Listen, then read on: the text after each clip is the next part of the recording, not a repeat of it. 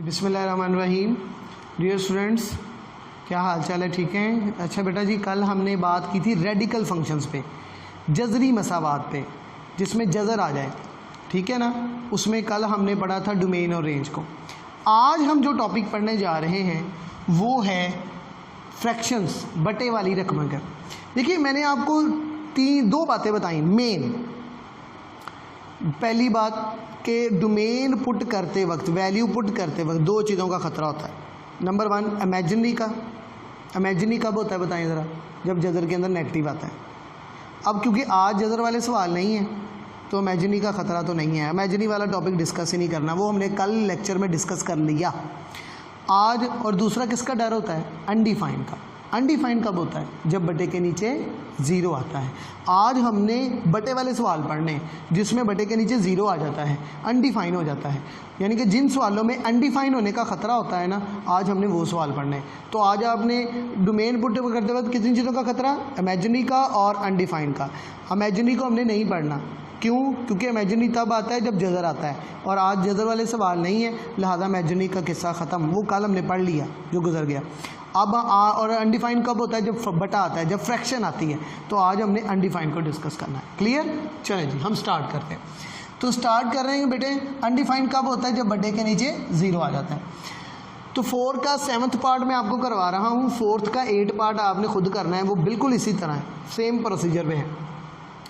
देखिए, आपने ना मेरे साथ स्टेप बाय स्टेप चलना है, बिखेरना नहीं अपने आप को, फिर आप बहुत अच्छे से जाएंगे। आपने सिर्फ बटे के नीचे फोकस करना है, बटे के नीचे देखना है वो कौन सी वैल्यू है जिसे लगाने से जवाब बटे के नीचे ज़ीरो आ जाए। -1 लगाने से जवाब बटे के नीचे ज़ीरो आ जाएगा। जब बटे के नीचे ज़ीरो आएगा अनडिफाइन हो जाएगा। इसका मतलब है कि -1 लगाने से बटे के नीचे ज़ीरो आ रहा है। जब -1 लगाएंगे तो बटे के नीचे ज़ीरो आएगा, ये अनडिफाइन हो जाएगा। इसका मतलब है कि आप इस फंक्शन में -1 पुट नहीं कर सकते, क्योंकि उस पर बटे के नीचे ज़ीरो आ रहा है, अनडिफाइन हो रहा है। बाकी आप दुनिया की कोई भी वैल्यू पुट कर लें। मैं आपको ऐसे कह देता हूँ कि फंक्शन, ये फंक्शन बोल रहा है, फंक्शन बोल रहा है, मैं नहीं बोल रहा, फंक्शन बोल रहा है। वो कह रहा है आप मुझ में ना -1 के अलावा दुनिया की कोई भी वैल्यू पुट कर लें, -1 पुट नहीं करना मुझ में। क्यों? मैं उस पर अनडिफाइन हो जाता हूँ। अनडिफाइन क्यों हो जाता हूँ? जब आप -1 लगाते हैं तो बटे के नीचे ज़ीरो आ जाता है। जब बटे के नीचे ज़ीरो आ जाता है अनडिफाइन हो जाता है। तो फंक्शन आपसे कह रहा है कि आप मुझ में कुछ भी पुट कर लें, -1 मुझ में नहीं लगाना, क्योंकि मैं अनडिफाइन हो जाता हूँ। तो आपने करना कैसे होता है? प्रोसीजर भी होता है ना क्वेश्चन का। तो आपने बटे वाली रकम को क्या कर लेना है? 0 के बराबर रख लेना है। जब आप बटे वाली रकम को 0 के बराबर रखेंगे तो आपको x की वैल्यू मिल जाएगी। ये वो वैल्यू होगी जिसे लगाने से फंक्शन अनडिफाइन हो रहा है। बटे के नीचे वाली रकम को 0 के बराबर रखें, आपको x की वैल्यू मिल जाएगी। ये वो वैल्यू होगी जिसको लगाने से बटे के नीचे ज़ीरो आ रहा है, यानी कि फंक्शन अनडिफाइन हो रहा है। तो ये फंक्शन कह रहा है आप मुझ में दुनिया की कोई भी रियल वैल्यू पुट कर लें, लेकिन -1 निकाल दें, इसको निकाल दें। तो रियल नंबर यानी कि दुनिया का कोई भी रियल नंबर, कोई भी कीमत आप पुट कर सकते हैं, लेकिन आप -1 पुट नहीं कर सकते, क्योंकि उस पर फंक्शन अनडिफाइन हो रहा है। ठीक? तो फर्स्ट स्टेप क्या है? बटे के नीचे वाली रकम को 0 के बराबर रखा, x की कीमत आई। ये वो कीमत है जिसे लगाने से फंक्शन अनडिफाइन हो रहा है। तो हमने उस नंबर को रियल नंबर के सेट में से निकाल देना है। यहाँ भी ऐसे ही बटे के नीचे वाली रकम को क्या करना है? 0 के बराबर पुट करना है। किसकी कीमत आएगी? x की। ज़रा वो लगाएं तो सही, क्या कीमत है x की? 4 लगाएं। 4 - 4 0, बटे के नीचे 0 आ गया, क्या हो गया? अनडिफाइन। तो ये फंक्शन कह रहा है आपसे आप मुझ में दुनिया की कोई भी रियल वैल्यू पुट कर लें, लेकिन ये 4 नहीं लगाना। ठीक है ना? क्योंकि इसमें मैं अनडिफाइन हो जाता हूँ। जैसे अब यहाँ भी बटे वाली वैल्यू को किसके बराबर पुट किया? 0 के। x की क्या कीमत आई? 3। ज़रा इसको पुट तो करो, 3 - 3 0, बटे के नीचे 0 आ गया, अनडिफाइन हो गया। तो ये फंक्शन आपसे कह रहा है कि आप मुझ में दुनिया की कोई भी रियल वैल्यू पुट करें, लेकिन 3 नहीं करना, क्योंकि उस पर मैं अनडिफाइन हो जाता हूँ। लिहाजा हमने 3 को निकाल दिया। जैसे हम किसी को कहते हैं ना, यार तुम जिसको मर्जी मेरे घर ले आओ, फलां बंदे को नहीं लेके आना। क्यों? क्योंकि उससे मेरी लड़ाई है। तो कहता है अच्छा चलो मैं उसको निकाल देता हूँ, मैं उसको नहीं लेके आता। इसी तरह 3 पे ये फंक्शन अनडिफाइन हो रहा है, इसलिए हमने 3 को निकाल दिया। 4 पे ये फंक्शन अनडिफाइन हो रहा है, लिहाजा हमने 4 को निकाल दिया। -1 पे ये फंक्शन अनडिफाइन हो रहा है, हमने -1 को निकाल दिया। तो डोमेन आपको क्लियर होगी। रेंज फंक्शन की नेचर पर डिपेंड करती है। हर फंक्शन डिफरेंट है, है तो बटे में ही, लेकिन वैल्यूज़ तो डिफरेंट है ना। तो इसलिए रेंज फंक्शन की नेचर पे डिपेंड करती है। तो हर एक की रेंज निकालने का अपना एक क्राइटेरिया है, ठीक है। अच्छा, फॉर रेंज सिंप्लीफाइड, अगर तो वो सवाल सिंप्लीफाइड होता हो, यानी कि हल हो, पंजाबी कहते हैं हल होता हो, अगर हल होता हो तो आपने इसे हल करना है। जैसे मैंने रकम को दोबारा लिखा, मैंने लिखा फॉर रेंज, रेंज निकालने लगे हैं, डोमेन निकल आई, अब तो रेंज की बारी है ना। तो अब क्या करना है, उस फंक्शन को दोबारा लिखा, उसके ऊपर वाले हिस्से की फैक्टराइजेशन हो रही है, तजदी हो रही है, तो ये सिंप्लीफाई हो के यहाँ पे आ गया। ये ऊपर वाले हिस्से की फैक्टराइजेशन की है, तजदी की है, हल होके यहाँ पे आ गया, ठीक है जी। अब ये जो पोर्शन है जो मैंने ब्रैकेट में लगाया, ये पेपर में नहीं आपने लिखना, ठीक है। अब वो वैल्यू जिसे आपने निकाल दिया था उसे ज़रा पुट करें। किसे मैंने निकाला था, हमने किसको निकाला था, जैसे नवाज शरीफ नहीं कह रहा मुझे क्यों निकाला, हाँ, इसी तरह आपने किसको निकाला है, -1 को। ज़रा पुट करें इसमें, इस फंक्शन में पुट करें सिंप्लीफाई फॉर्म में। जिस वैल्यू को आपने निकाल दिया था ना, है ना, उसको आपने इस सिंप्लीफाइड फॉर्म में क्या करना है, पुट करना है। ये पेपर में नहीं करना, ये ब्रैकेट वाला पोर्शन। तो ऐसे पुट करें सिंप्लीफाइड फॉर्म में, क्या जवाब आया, 1। अच्छा, तो -1 पुट करने से 1 जवाब आया। जिस नंबर को आपने निकाला है ना, उसकी वजह से जो जवाब आ रहा है ना, वो जवाब रेंज में शामिल नहीं होगा। जैसे हमने -1 को निकाल दिया, हमने कहा आप निकल जाओ, कहता मुझे क्यों निकाल रहे हो, मैंने कहा आप पर फंक्शन अनडिफाइन हो रहा है, कहता अच्छा फिर मेरी वजह से जो जवाब आ रहा है ना उसे भी निकालो। तो फिर हमने उसकी वजह से देखा जवाब कौन सा आ रहा है, तो इसकी वजह से जवाब क्या आ रहा है, 1, फिर उसे भी निकालना पड़ गया। क्लियर है, जिससे किसी को घर से निकालते हैं ना, उसका सामान भी साथ निकाल देते हैं। हमने जब -1 को निकाला ना, तो उसने कहा मेरी वजह से जो जवाब आ रहा है ना उसको भी निकालो। तो फिर हमने देखा कि इसकी वजह से जवाब कौन सा आ रहा है, फिर हमने इसको सिंप्लीफाइड किया। अगर हल होता हो, अगर सवाल सिंप्लीफाई होता हो, फिर आपने सिंप्लीफाई करना है, अदरवाइज नहीं करना, अदर कोई और मेथड होगा फिर। तो आपने उसको सिंप्लीफाइड करके वो जवाब जिसे वो नंबर जिसे आपने निकाल दिया था, जिस पे फंक्शन अनडिफाइन हो रहा था, हमने उसको निकाल दिया था। कहता मेरी वजह से जो जवाब आ रहा है ना उसे भी निकालो। तो हमने उसको पहले सिंप्लीफाई किया और उसके बाद उस नंबर को सिंप्लीफाइड फॉर्म में रफ अमल में क्या किया, पुट किया। क्या जवाब आया, 1। इस जवाब को भी रेंज से निकालो, ठीक है। कंक्लूजन ये है कि जिस नंबर को आप निकालते हैं ना डोमेन में से, उसकी वजह से जो जवाब आता है उसे रेंज में से निकालना पड़ता है, ठीक है। जब आपने -1 को डोमेन में से निकाल दिया ना, तो उसकी वजह से जो जवाब आ रहा था ना उसे आपने रेंज में से क्या करना होता है, निकालना होता है। ये प्रोसीजर होता है। ये ही प्रोसीजर इसके 4 के 8 पार्ट का है, वो भी आपने खुद करना है, वो बिल्कुल आसान है। क्लियर। अब आगे चलते हैं। ये क्वेश्चन 1.2 का है। मैंने दरअसल ना फ्रैक्शन वाले सारे क्वेश्चन इकट्ठे किए हैं। जैसे मैंने कल रेडिकल वाले इकट्ठे किए थे ना, आज मैंने ये इकट्ठे कर दिए। तो ये हमारे पास एक फंक्शन है। तो मैंने अभी आपको बताया डोमेन कैसे निकालते हैं। बटे के नीचे वाली रकम को 0 के बराबर रखो तो आपको x की वो वैल्यू मिल जाएगी जिसे लगाने से बटे के नीचे 0 आ रहा होगा, अनडिफाइन हो जाएगा। लिहाजा हमने उस वैल्यू को पकड़ के निकाल दिया। जैसे बहुत सारी चीज़ें पकड़ी हो ना, तो पढ़ी हो तो उसमें अगर कोई चीज़ ख़राब हो तो हम उसे वैसे निकाल देते हैं। तो मैंने 4 को पकड़ के निकाल दिया। क्यों? क्योंकि इस पर फंक्शन अनडिफाइन हो रहा था। अच्छा, अब इसमें इसकी रेंज निकालने का प्रोसीजर और है, और इसको ब्रैकेट लगाने का मतलब ये है कि ये आपका रफ पार्ट है, इसको आपने पेपर में नहीं करना। बाकी मैंने आपकी बुक में, बेटा याद रखना हर सवाल का ना रेंज निकालने का प्रोसीजर डिफरेंट है, उसकी नेचर पे डिपेंड करता है। अच्छा, ये सिंप्लीफाई नहीं होते, जैसे ये सिंप्लीफाई हो रहा था ना, ये सिंप्लीफाई नहीं होता स्टूडेंट के। तब क्या, मैं आपको ना एक वैसे उर्दू छोटी सी मैंने आपके नोट्सों पे भी लिख के दी है। बटे के ऊपर भी लीनियर इक्वेशन है, बटे के नीचे भी लीनियर इक्वेशन है, सही है ना। लेकिन ये और फंक्शन है, ये और इक्वेशन है, ये और इक्वेशन है, यानी कि सेम इक्वेशन नहीं है, नॉट सेम इक्वेशंस। जब बटे के ऊपर और बटे के नीचे सेम इक्वेशंस ना हो, ठीक है, तो उनका आप उनमें दुनिया की कोई भी कीमत पुट कर लें। जब बटे के, मैं बड़े ना लिमिटेड वर्ड बोलने की कोशिश करता हूँ। जब बटे के ऊपर और बटे के नीचे सेम इक्वेशंस ना हो, डिफरेंट इक्वेशंस हो, तो आप उनमें ना दुनिया की कोई भी वैल्यू पुट कर लो, सवाए इसके। ये ना कर देना, ये तो अनडिफाइन हो जाएगा। तो इसके अलावा आप दुनिया की कोई भी वैल्यू पुट करोगे ना, तो ऊपर और नंबर आएगा, नीचे और नंबर आएगा। जब ऊपर नीचे डिफरेंट नंबर आते जाएंगे ना, ऐसे मिसाल ही ले रहा हूँ, जब ऊपर नीचे डिफरेंट नंबर आएंगे सॉरी, जब बटे के ऊपर और नीचे जब ऊपर नीचे डिफरेंट इक्वेशंस हैं, तो वैल्यूज़ लगाने से ना ऊपर और नीचे डिफरेंट नंबर आएंगे। जब ऊपर नीचे डिफरेंट नंबर आएंगे यानी कि सेम नंबर नहीं आएंगे तो वो कटेंगे नहीं, जब कटेंगे नहीं तो 1 जवाब भी नहीं आएगा।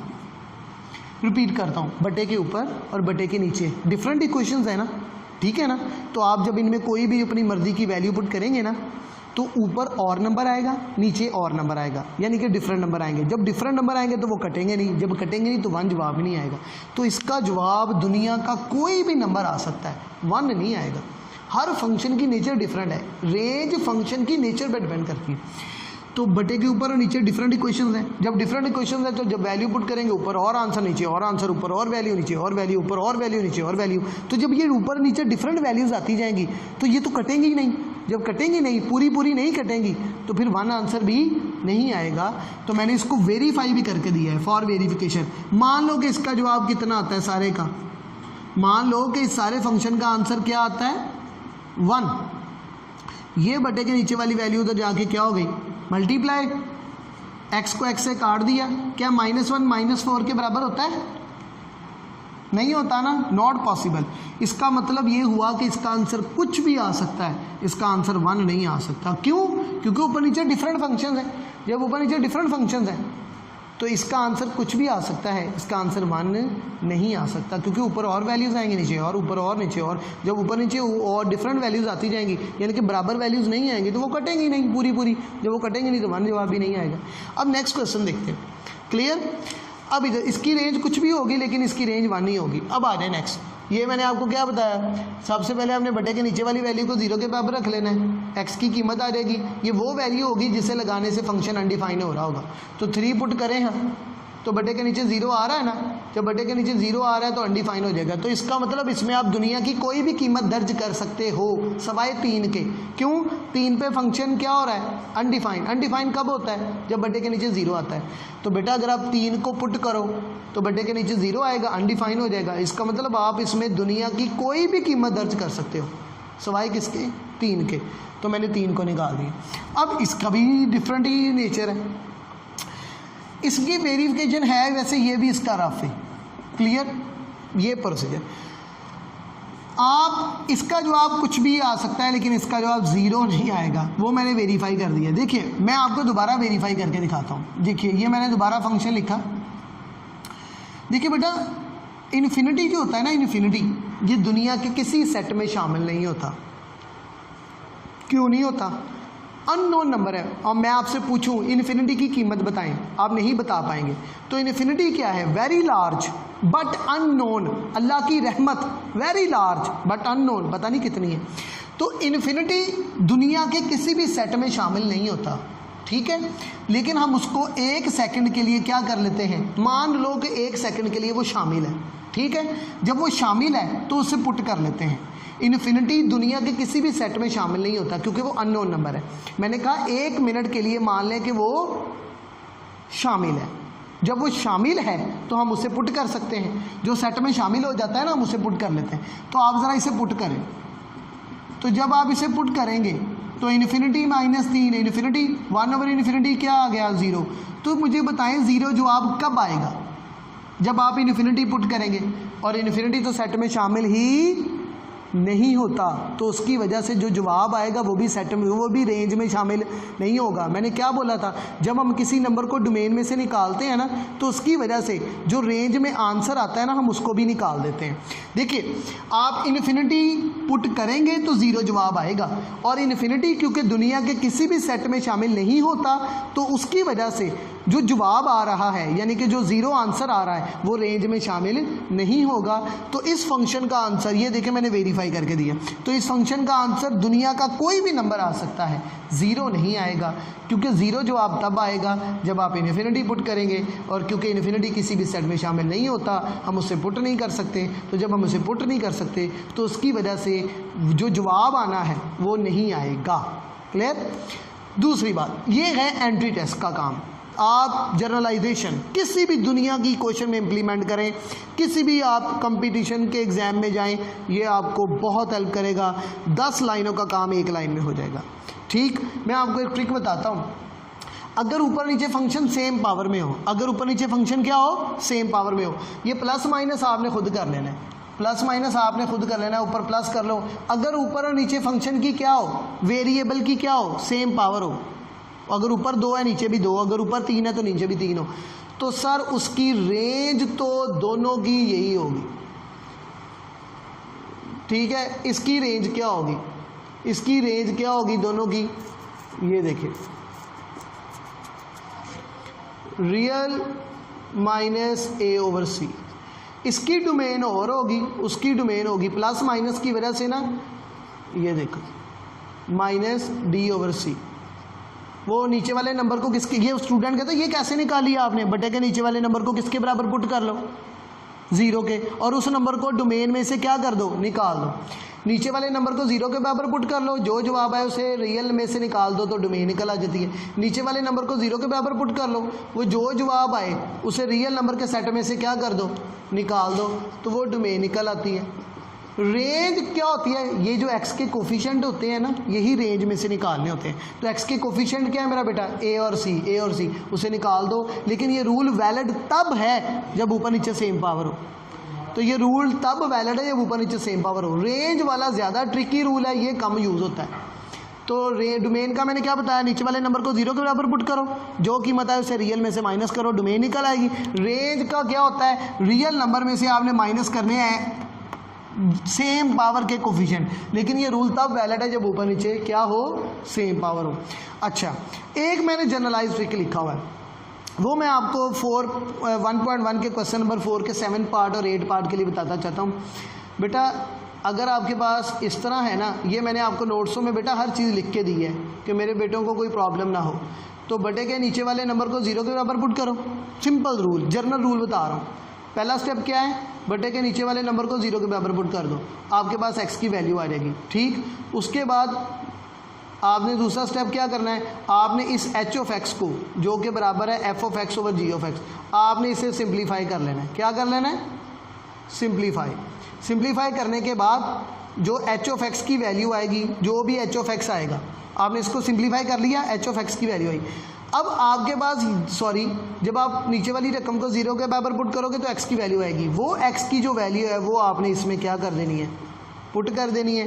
तो जब आप वो पुट करेंगे तो सर आपको रेंज मिल जाएगी। उस नंबर को आपने रियल नंबर के सेट में से निकालना है तो आपको रेंज मिल जाएगी। रिपीट करता हूँ, बटे के नीचे वाले नंबर को 0 के बराबर पुट करो तो x की वैल्यू आएगी। स्टेप 1 हो गया। स्टेप 2, आपने उस रकम को दोबारा लिख के उसे सिंप्लीफाई करना है तो h ऑफ x की कोई ना कोई वैल्यू आएगी। ठीक, इस x की वैल्यू को उस h ऑफ x में क्या कर देना है, पुट, तो आपके पास कोई ना कोई नंबर आएगा, या चलो मैं कह लूँ जवाब आएगा, हालांकि जवाब कहना मुनासिब नहीं है, आपके पास कोई ना कोई नंबर आएगा।